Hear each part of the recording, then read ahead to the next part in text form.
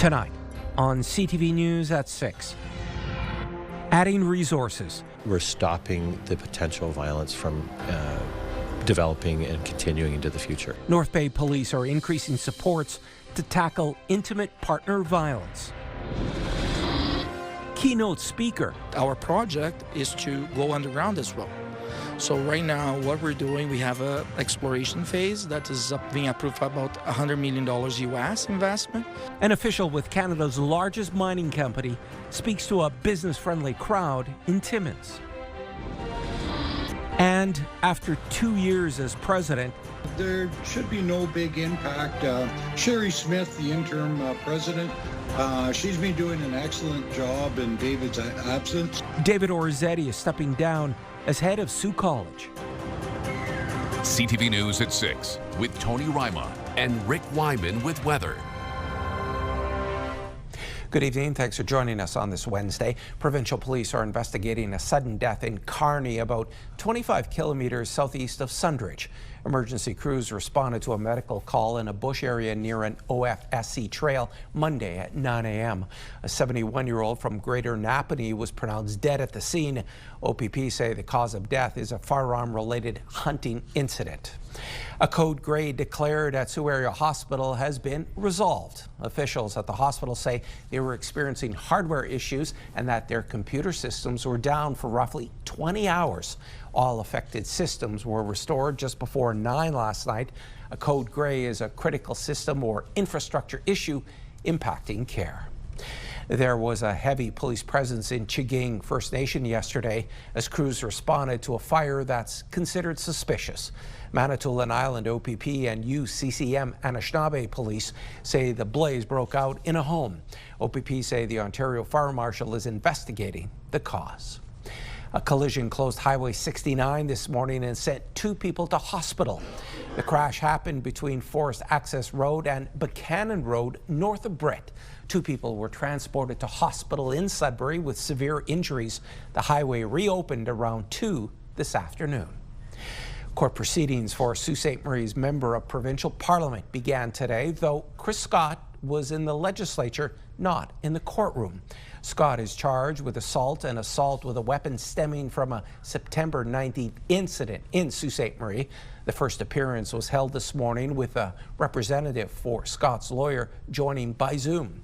A Crown pretrial date has been set up for November 4th. The next public appearance in Scott's court case will be November 12th. North Bay Police are looking to get a better handle on intimate partner violence. Police recently hired an additional investigator to specifically look at cases related to IPV, and more training is coming. Here's CTV's Eric Tashner.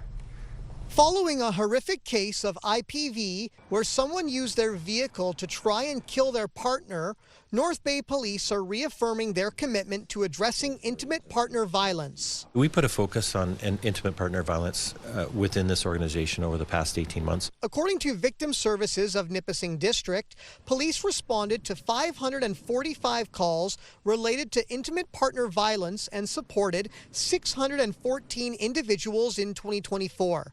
These include victims of sexual violence, criminal harassment, and human trafficking. The appropriate actions are taken. Last year, North Bay Police budgeted for the hire of an additional domestic violence investigator, and every single sworn member of the North Bay Police has received 4 hours of training to recognize signs of IPV. We're stopping the potential violence from developing and continuing into the future. Over the course of the next several weeks, all frontline police supervisors will attend an Ontario Police College investigators course on intimate partner violence. Everywhere across the country, Canada has a crisis of intimate partner violence and sexual assault, so we really do commend this effort. End Violence Everywhere, an organization which supports domestic violence survivors, welcomes the move, as only 30% of Canadians who experience abuse contact police. The police can be that supportive system and connect these survivors to the external resources. Let's make it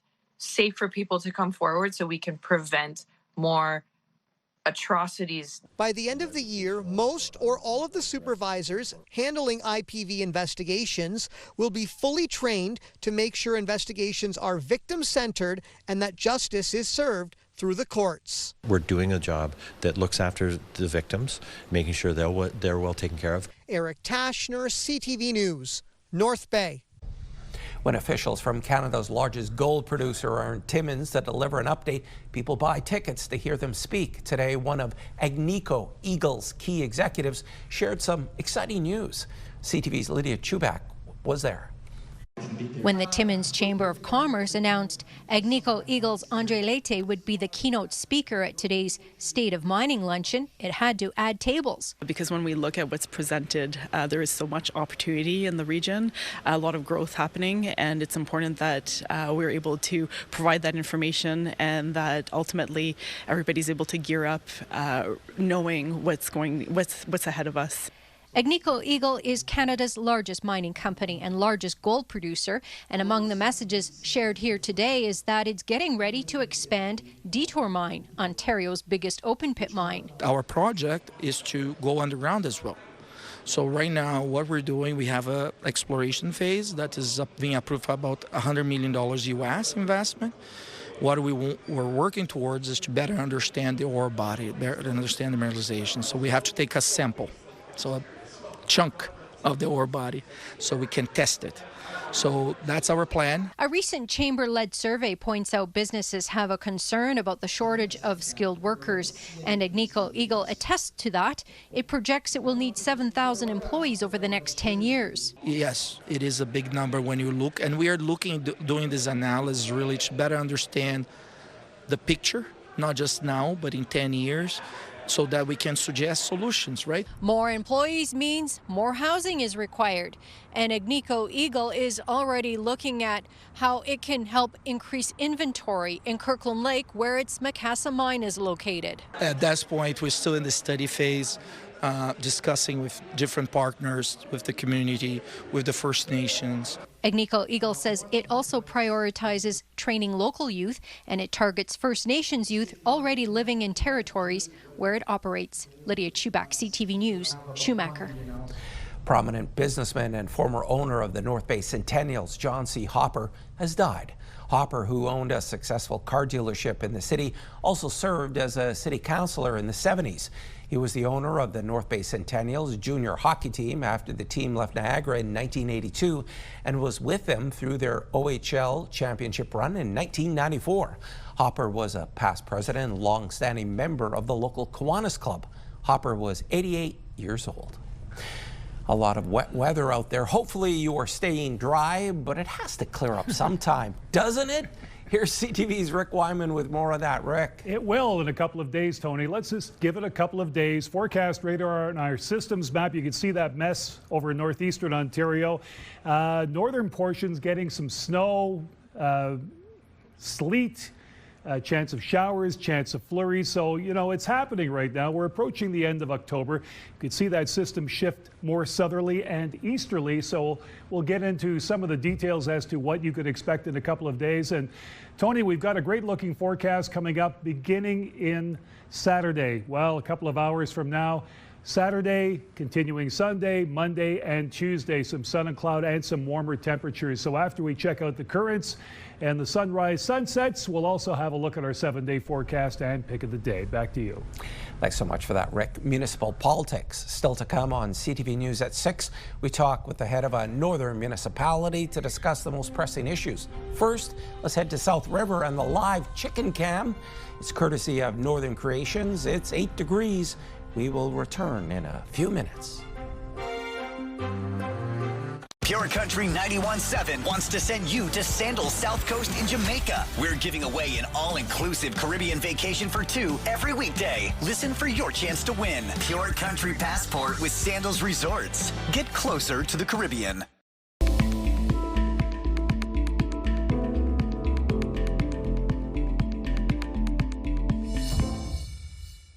Time now for a look at the Mayor's Chair. Once a week, we check in with mayors from around our region about issues that are pertinent to them.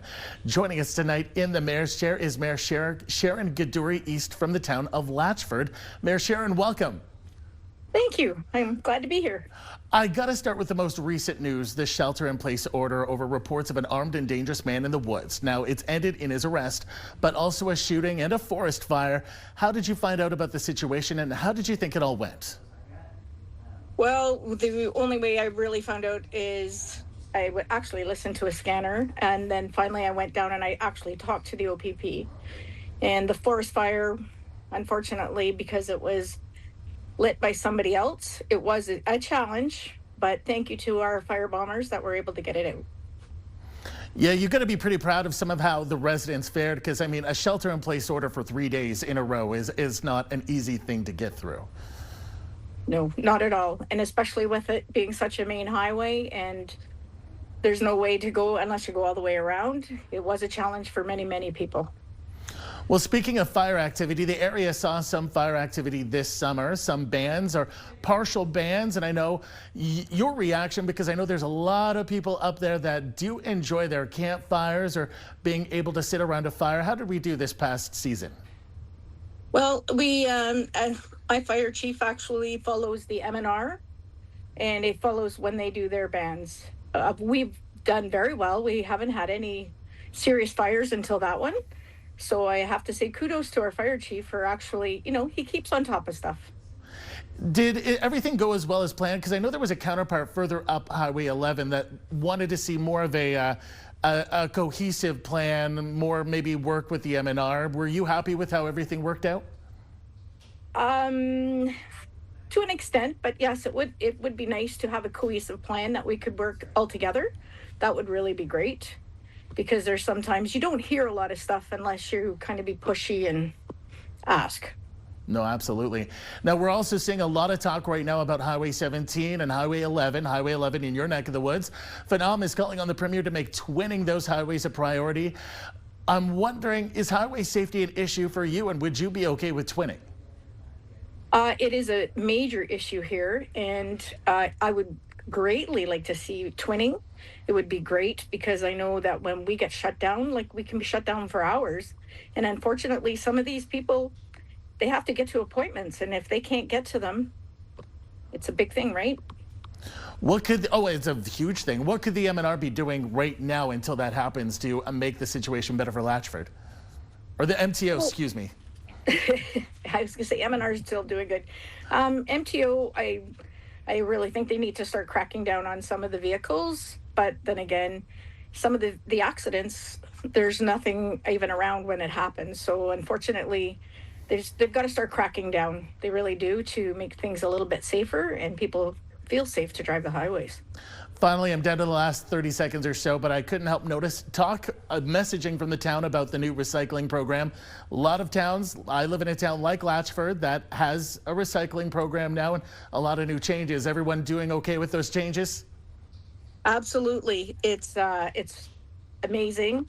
I know a lot of people don't feel that they can fill a bin in a week, but like I've told them, it doesn't matter. If you put it out, they pick it up, and they're loving it. So it's a good way to go. Absolutely. I filled 4 this week. Mayor Sharon, thank you so much for joining us. Well, thank you for having me. I greatly appreciate the phone call to join this. That's Mayor Sharon Gaduri East from the town of Latchford. Thanks for that, Ian. A motion calling on the province to compensate the city of Greater Sudbury for the loss of speed camera revenue was shot down at council last night.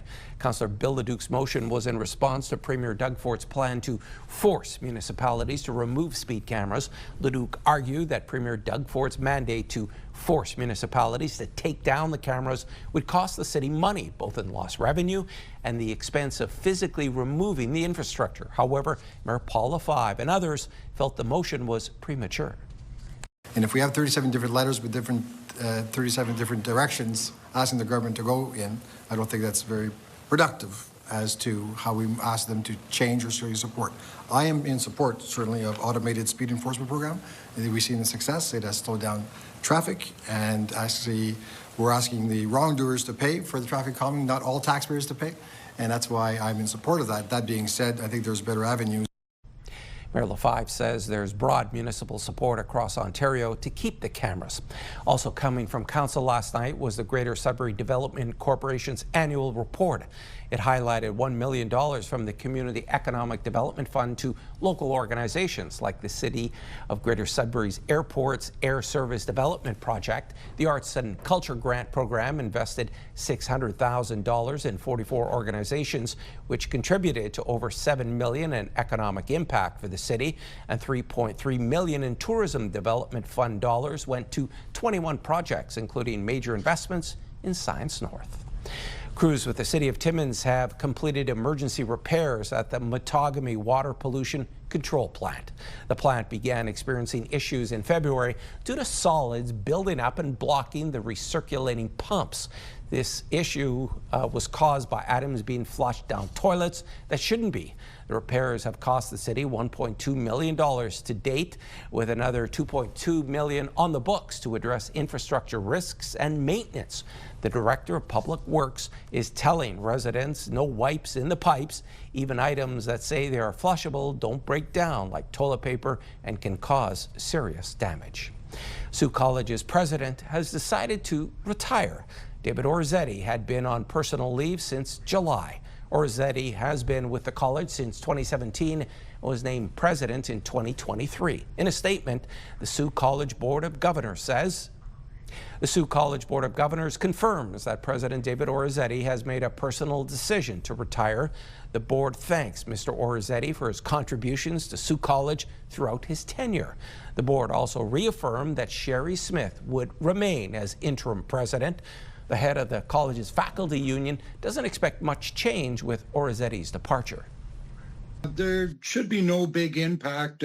Sherry Smith, the interim president, she's been doing an excellent job in David's absence. So I have a lot of faith in her, and I know she's just a really good person. The faculty and staff are behind her 100%, and I think we'll do good things going forward.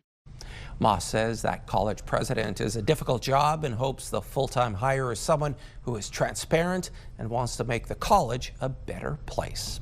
Back now for a check on your current conditions. Once again, here's Rick. Okay, Tony, first let's check out sunrise and sunset because the time change is coming up. Not this weekend, but next weekend. Sunrise in Greater Sudbury, 7:58. 8:06 in the Sault, Timmins 7:57, Timiskaming Shores 7:49 and 7:46 in the Bay. Sunset tomorrow 6:16, 6:15 in Timiskaming Shores, 6:20 in Timmins, 6:35 in the Sault, and in Sudbury at 6:25. So remember, next weekend we fall back by an hour. Let's check out some of the current conditions. Moosehead, some sun and cloud, one of the few areas with a little bit of sunshine at 7, Cochrane 7, Timmins 7, Kapuskasing 6 with precipitation. Chapleau 5, Wawa 6, and Sault Ste. Marie 10. Some cloud cover there. Parry Sound this hour 11 and rain in North Bay. We've got cloud cover in 8. Timiskaming Shores 10 with the clouds and 10 as well. Kirkland Lake, Greater Sudbury 7 with light rain. Espanola 7 with rain.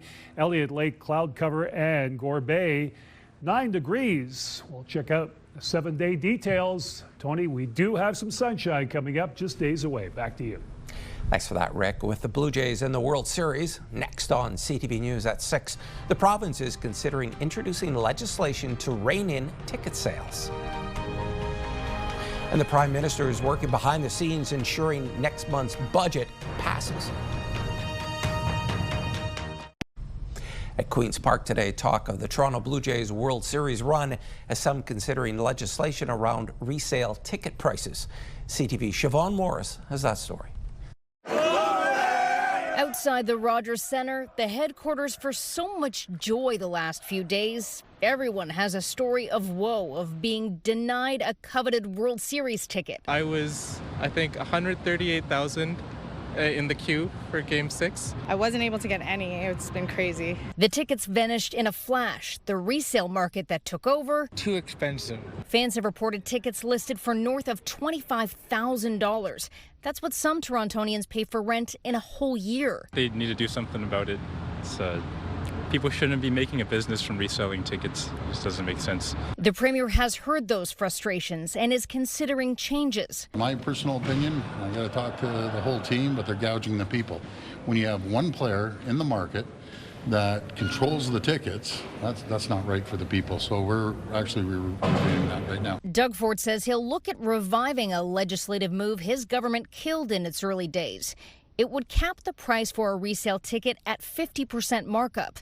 In 2018, Ford's office said the measure introduced by the Liberals couldn't actually be enforced. But Blue Jays fans are giving this a standing ovation. That's a really reasonable thing to do. It allows people to actually afford to come into games and shows that you want to be able to see. That makes a lot of sense to me. Like, price gouging is out of control. I think that's something good. I think the amount people are trying to make off other people, I think is unfair. Opposition parties don't think the government should have shut down the anti-scalping measure in the first place. The Ford government once again failed everyday people in order to align themselves with corporate interests. We need the government to take action. People expect their government to make sure there's fairness. Fans are still willing to stretch their budgets to witness history. 800 max. Yeah, for like the 500 seats. But for now, they'll have to hope this is more than a once-in-a-lifetime opportunity. Siobhan Morris, CTV News. The NDP was speaking out today about the state of the forestry industry in Northern Ontario, saying Gogama's Interfor mill was the latest casualty. The company was not able to give site-specific information, but says it is making temporary adjustments to its lumber production plans in the fourth quarter. These adjustments are across all of the operations in both Canada and the U.S., citing economic uncertainty as the cause. The NDP says the curtailing and closing of operations around the north forces people out of small northern communities and is demanding more action from the Tory government to protect jobs.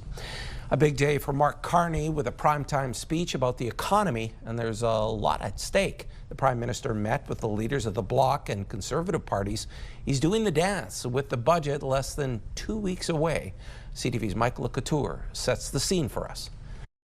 What is the message you hope to convey to Canadians tonight with your address?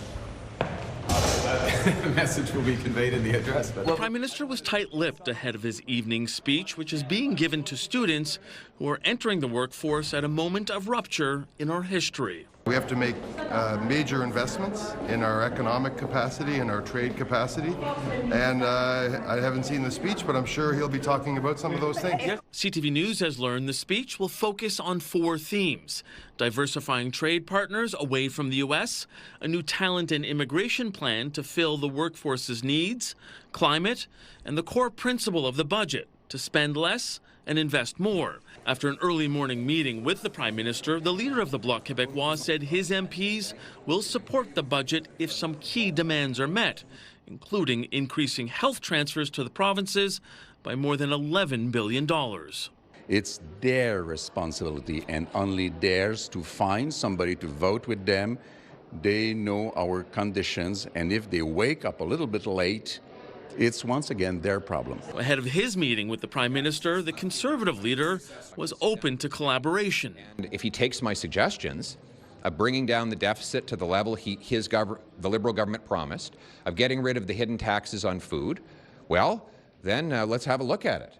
Now, if the Liberals can't get opposition support for November's budget, the government would fall, and there would be the second election in just 7 months. But multiple MPs say Canadians aren't in the mood for that. Michael Couture, CTV News, Ottawa. And there's more news still ahead, but first, here's your full weather forecast with Rick. And most people in northeastern Ontario aren't in the mood for a lot more rain either. I can state that unequivocally, Tony, because we're going to get rid of this rain and have some nicer weather by the weekend. How about that? We've got some showers and some snow. Of course, we've got sleet going on, chance of showers and snow flurries. And again, that will continue for the next couple of days. Then things will brighten up by the weekend and we'll get some warmer temperatures as well. Overnight, looks like showers predominantly throughout the northeast and greater Sudbury, Sault Ste. Marie, Timmins, and Temiskaming Shores, along with North Bay, all with the chance of showers, which is actually a pretty good bet right now. Moosonee, chance of showers. Caphurst, showers or flurries. Wawa, chance of showers. Gore Bay, chance of showers, and showers, period, in Parry Sound. Now the numbers you want to see. Sudbury Nickel Belt, chance of showers tomorrow at 5, chance of sleet on Friday at 30%, daytime high of 7. Take a look at this. Saturday, Sunday, Monday, Tuesday, sunshine and some sun and cloud. Your temperatures 7 and 10 degrees. Sault Ste. Marie Algoma, chance of showers tomorrow at 6, chance of showers on Friday at 7. Then we go nice streak of weather here Saturday, Sunday, Monday, Tuesday, 9, 12, 11, and 13, which is above normal for this time of the year. How about Timmins, Cochrane, Kapuskasing? Chance of sleet tomorrow, 60%. Showers, flurries, 40% Friday, 4 and 3 your daytime highs. Saturday, sunshine. Sunday, we've got some cloud cover. Monday, Tuesday, some sun and cloud, and those temperatures 6 and 10 degrees. Temiskaming Shores, Kirkland Lake, chance of sleet for a couple of days at 4 and 5. Saturday, Sunday, we've got some sun and cloud Saturday, cloud cover on Sunday. Monday, Tuesday, 10-degree weather with some sun and cloud. But take a look at the disturbing evening temperatures. 0 Thursday, -3, -4, 0, -1, and even up to +1 by next Tuesday. So the fluctuation in temperature, we always get that around this time of the year by the end of October. And in North Bay, West Nipissing, chance of showers tomorrow at 6, chance of sleet at 40% for Friday. Couple of 7s here. Saturday also at 7. Sunday we've got 10 degrees, some sun and cloud. Monday sun and cloud at 8 and 10 degrees Tuesday with the sun and cloud above normal for this time of the year, but some rather chilly evenings at -2, -1, 0, +1. Then it goes, well, all the way up to 4 overnight on Tuesday. Let's have a good look at our pick of the day. My friends Liz and Jack Gianfrancesco went to Italy and flew the Canadian flag. We're so proud of Jack and Liz for doing this. Of course, it's what it's all about. They're Canadians, but of course, Jack's also a proud Italian as well, too. So, hey, why not? Hanging the Canadian flag in Italy. Stick around. Another proud Canadian, Tony Ryma, has more news next. The North Shore Health Network is advising residents about the closure of the Richards Landing Matthews Site Emergency Department. The closure will happen tomorrow, October 23rd. Sault Area Hospital, Thessalon, and Blind River sites will be open for emergency medical care. Call 911. The Northern Ontario School of Medicine University is receiving $250,000. The donation is from the RBC Foundation and will support the school's physician workforce strategy, which targets Northern Ontario's doctor shortage through recruitment, training, and retention programs. The money will be used to continue the development of the Rural Generalist Pathway, which directly supports resident trainees in rural communities. More than 130 students came together in Sudbury today for the annual Headstrong Conference. It's an evidence-based anti-stigma initiative aimed at inspiring students to be brave, reach out, and speak up about mental health. CTV's Lindsay Alick was there. And most of the time, it didn't overwhelm me. Secondary students from all 4 school boards in the Sudbury, Espanola, and Manitoulin area gathered at Collage Boreal today for the annual Headstrong Conference. It's really encouraging youth to go back to their schools to create what's called a Headstrong committee, and really celebrating like that, having a safe space, and encouraging youth to be part of something that where they can feel heard and make friendships and just like have a good time like in high school, and just feel like it's okay to have problems and that it's a safe space for people to talk to each other. Jade Neveu and Avery Trudeau Clark are grade 12 students at Sudbury Secondary School and say this is the 3rd time they have attended the annual event. They say they want attendees to know it's okay to reach out. It's part of the slogan, be brave, reach out, speak up. I think everyone deserves to know that they are loved and they deserve help. That's basically it. I think that they should always ask for help because it's not embarrassing to ask, and even if they think it is, I can't open oranges, so I ask for help all the time. The day featured 2 keynote speakers, including Ava Walker-Savoie, an 18-year-old student, and Lindsay Mayu, a spoken word artist and author. I hope that students learn today that they are not alone in any situation that they are experiencing, no matter whether it be drug addiction, homelessness, mental health issues, anything. I just hope that they know that they are not alone. The Headstrong Conference is funded by the Mental Health Commission of Canada and the Greater Sudbury Police Service. All 4 boards take turns hosting the event and have done so since 2018. Lindsay Alick, CTV News, Sudbury. North Bay Parry Sound District Health Unit is hosting a series of vaccine clinics. The health unit is opening up the vaccine clinics to anyone 6 months or older who doesn't have a primary care provider. Clinics will start October 28th in Magnetawan and travel around the health unit's service area. COVID-19, flu, and RSV vaccines are being offered. For dates and times near you, visit the website myhealthunit.ca. For decades, menopause was an unspoken topic in families, but Ontario health practitioners want that to change and have drawn a new guideline for the province. CTV's Pauline Chan has more. 47-year-old Pinder Baines has been in perimenopause for a couple of years now with various symptoms. I had a neurologist for headaches because I had unexplained headaches.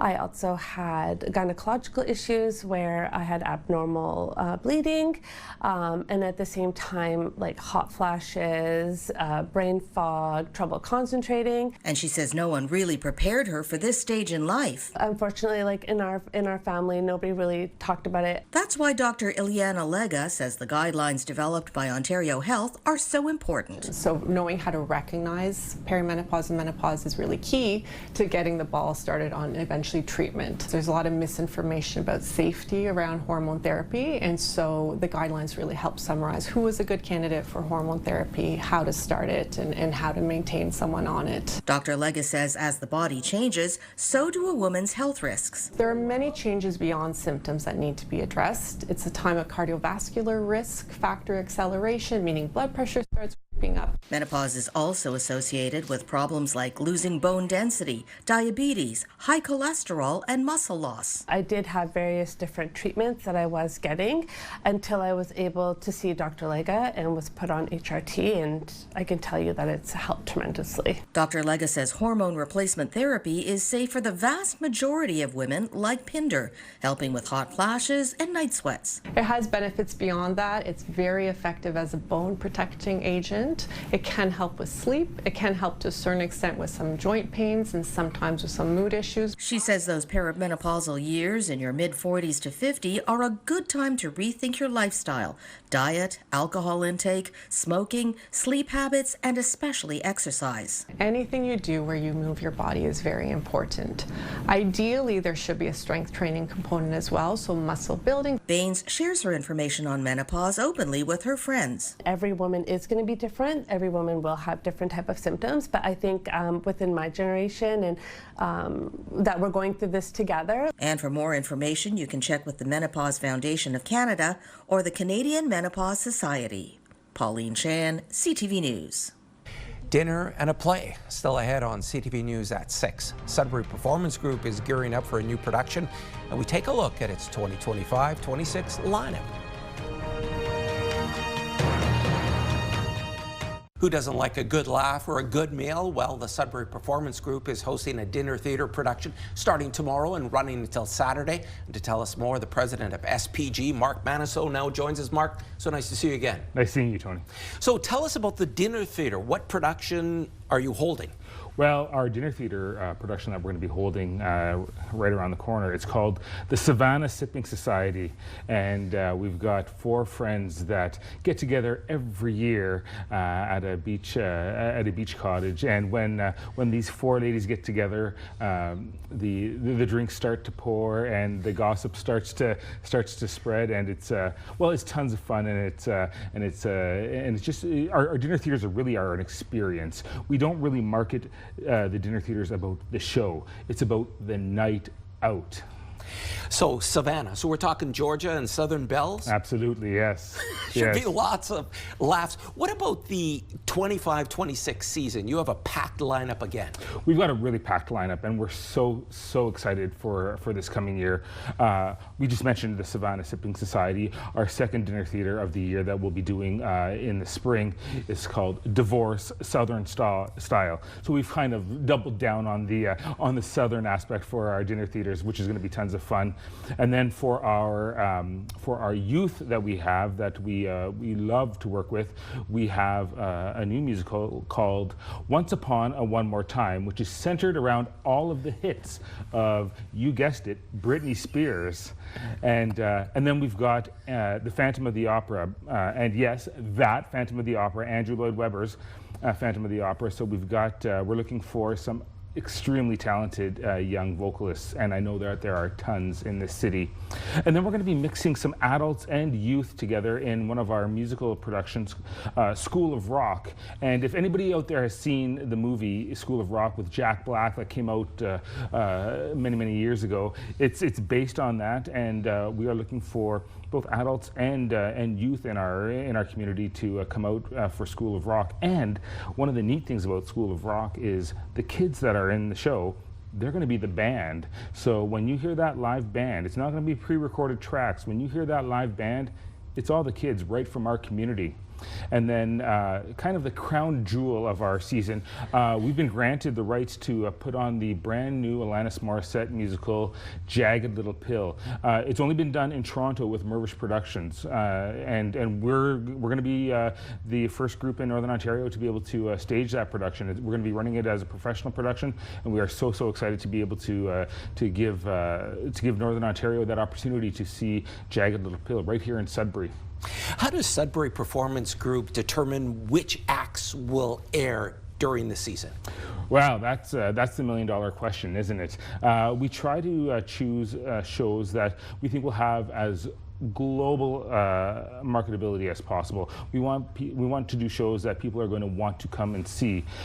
So it's really a very fine jigsaw puzzle that we're putting together to make sure that we're putting together a season that has the right shows for our audiences to come and check out. Mark, always nice to see you. Thanks for coming in, and continued success. Thank you so much. That was Mark Manistow. He was our guest today. And to see more about the Sudbury Performance Group, head to sudburyperformance.ca. Well, Toronto Blue Jays fans are still pinching themselves after the team's nail-biting win on Monday, a victory that punched their ticket to the World Series that starts Friday. CTV's Madison Merrier has more on Jays fever in the Northeast. Sudbury fans have been cheering on the Blue Jays all year, but after the Jays beat the Yankees in the playoffs, memorabilia has been flying off the shelves like it's 1993. Yankees lose. Since they won the American League East, the Blue Jay interest has been huge. Once they beat the Yankees, it just got so crazy. And now that they're going to the World Series, first time in 32 years, requests are just going off the roof. Some fans even want to get closer to the action, and a broker from Star One Tickets in Sudbury is making it happen on a local level. I would definitely buy off somebody that you can, know and trust. That's why I recommend coming into our store, physically calling us. Nowadays, online, it's all online. You don't have a name to a face. Here, you have a name to a face. Ticket costs have grown exponentially in the postseason, but Reality says some fans are willing to go the extra mile for the chance of watching the Jays bring it home. It's the World Series, first time in 30-plus years. It's against the LA Dodgers, the biggest market in all of baseball, I would argue. And it's also on a weekend, so demand is definitely at an all-time high. Prices always depend on what people are willing to pay, of course. But I would say compared to a lot of the online sites, we're in Canadian dollar. We're not in American dollar, which right now is a pretty big difference. But not all fans are making the trip to Toronto. Many are watching the World Series from local sports bars. I don't know. You just get those body chills and thrills and the excitement and, kind of almost like being there but not being there. Bonis says for the upcoming series, the restaurant will continue to host watch parties, joining the rest of the country in backing the Jays. It's definitely attracting people and bringing more people in. On the last game, Game 7, there was quite a lot of new faces, so that was great to see. Madison Merrier, CTV News, Sudbury. And Jays fever is sweeping the north. In the Sioux, free outdoor viewing parties are set for World Championships. The downtown plaza in Sault Ste. Marie might be empty now, but come Friday, organizers expect it to be a sea of blue and white. The large screen will have the live broadcast of the game. The canteen will be open. All you need to bring is your lawn chair. The first party will happen Friday night at 8 o'clock for Game 1. In Sudbury, the Wolves are changing the start time of their Friday night matchup against the Barrie Colts to 6 p.m. Fans can stick around after the game to watch the Jays take on the Dodgers following that hockey game. And as for tonight, the Sioux Greyhounds are in action hosting the Erie Otters. The Otters sit in last place in the West. The Greyhounds currently sit in third. Actress Tessa Thompson is getting an award, and new toys will soon be on the market. David Daniel has the latest in tonight's Hollywood Report. With all the things that I've seen, I ain't ever seen no demons. If you didn't see Sinners in theaters, here's another chance. The award-winning horror thriller is coming back, screening in IMAX theaters for 1 week beginning October 30th. Locations, showtimes, and tickets at imax.com/sinners. What have you learned? That before you were domesticated, you were like fire. The Gotham Awards like what they've heard and seen of Tessa Thompson in Hedda. The actress is set to receive the Spotlight tribute at the awards ceremony December 1st. The head of the Gotham Film and Media Institute calls Thompson's performance in the film both fearless and revelatory. Hedda is in select theaters now and debuts on Prime Video October 29th. The demon boy band? They're coming after the fans. Everyone's going after fans of K-pop demon hunters, including toy companies. Netflix says it's partnering with Hasbro and Mattel to license official dolls, action figures, accessories, collectibles, and more. Guess they figure it'll take more than one massive company to meet the demand. In Hollywood, I'm David Daniel.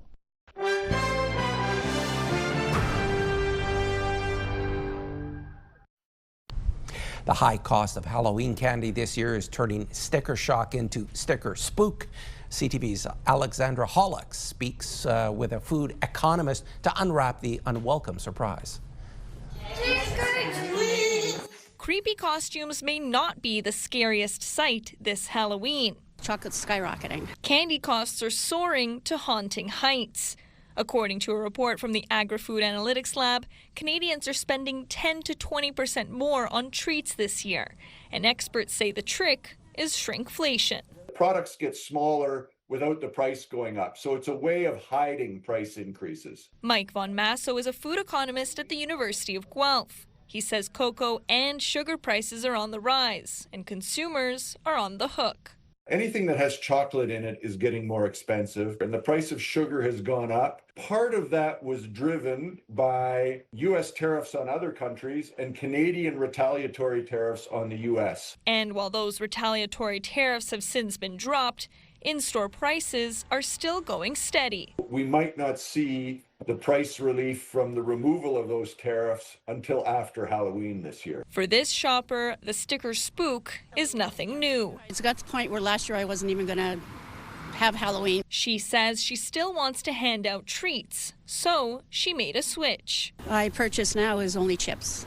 That's it, no chocolates. Potato chips are actually cheaper than they were a year ago. So you could, I expect some Halloween bags will have more potato chips in them than they do in the average year. But for those hoping to stick to sweets, Von Masso says waiting may be worth it. I think watching for those specials as we get closer to Halloween, if demand is down, we might see them. Alexandra Hollick, CTV News. Gold started the day in decline after taking a big hit on Tuesday. BNN Bloomberg's Morella Fernandez has more on that. Gold hit a high on Monday of close to $4,400 an ounce. On Tuesday, it started to sink. The precious metal dropped more than 5% yesterday, which was the steepest one-day price drop in more than a decade. It lost another 1.5% earlier today before starting to recover. But gold has had a banner year overall, gaining over 50% as countries turned away from the U.S. dollar and towards gold as a safe haven. Here are the closing numbers for the day. The Canadian dollar is up to 71.51. West Texas Intermediate crude is up to 58.50. Western Canadian Select up to 45.07. And the TSX is up 94 points today, but still under 30,000. Those are your business headlines. I'm Marilla Fernandez. Here are the current prices for some key commodities we watch. Gold down $26.54, closing the day at $4,098.53 U.S. an ounce. Silver down 21 cents to end the day at $48.48. Copper moved forward 4 cents to $4.80, and nickel down a penny, ending the day at $6.77 U.S. a pound. And Rick is back now for one last look at your Thursday weather. I know, Tony, you've talked to your wife about possibly building an ark in the next couple of days, but you can put those plans aside because things will improve after we get through tomorrow and on Friday. Here we go at Greater Sudbury. Chance of showers at 5. Chance of sleet in Timmins at 4. Sault Ste. Marie 6 with the chance of showers as well. In North Bay, we've got 6 and chance of showers. Chance of showers, Parry Sound, predominantly showers, and 4 chance of sleet in Temiskaming Shores. Tony, we'll have some sunshine by Saturday. Back to you. Good to hear. Thanks so much, Rick. And finally, learning was made fun today in Greater Sudbury as high school students participated in a mining competition at Laurentian University. More than 350 teens took part in the Mine Opportunity Challenge. The board game is a cross between Monopoly and Amazing Race, where teams answer questions and complete challenges. Students speak with representatives from companies and programs as part of the competition, with a huge focus on mining, technology, engineering, geosciences, the environment, and trades. The game was created 20 years ago by a professor looking to teach her geology students about the mining industry. I think some students don't know anything about mining, or students don't know anything about the companies that are here in our community. And so they do learn about who these companies are, what they do, and that opens their eyes to different possibilities of careers they can have. Essentially, that mining is an exciting industry where you can get a well-paying job and that there's a multitude of different careers available for them. Tardif says the game continues to expand. It's been played in other northern communities like Timmins and Thunder Bay, and work is underway to have it digitized to include animation. And folks, thanks for watching CTV News at 6. More news comes your way at 11:30 with Ian Campbell. Good night.